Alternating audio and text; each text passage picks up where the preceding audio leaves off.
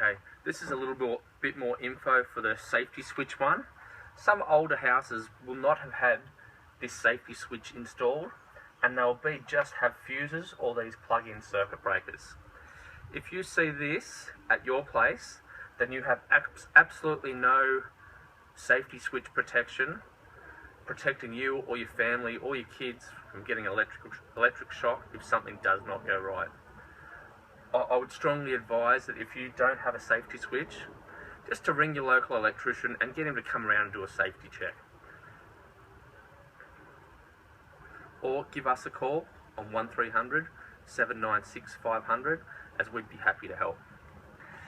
Now again, here is what your switchboard would look like if it was installed after 2007.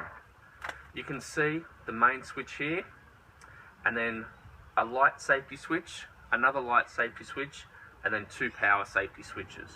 So this is your test button up the top here. If you were to have the same fault as what I was explaining to you before, only the circuit with the fault on it will trip. So it makes fault finding very easy, because you don't have to look over the whole house, over every power point. You've just got to look at a small portion. That's why this system of having individual safety switches is by far and away the best you can have for your house. If you've got this at your place, you've got nothing to worry about it. And if you do decide that you want to get your switchboard upgrade, make sure you choose an electrician who's going to give you individual safety switch protection for all of your circuits. It's just a no-brainer. The cost difference is so minimal, and it can save so much time and heartache down the track.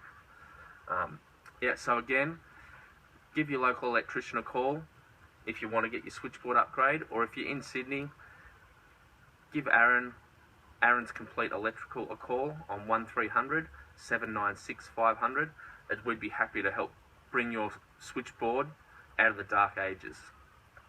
Thanks for listening, guys, and have a great day.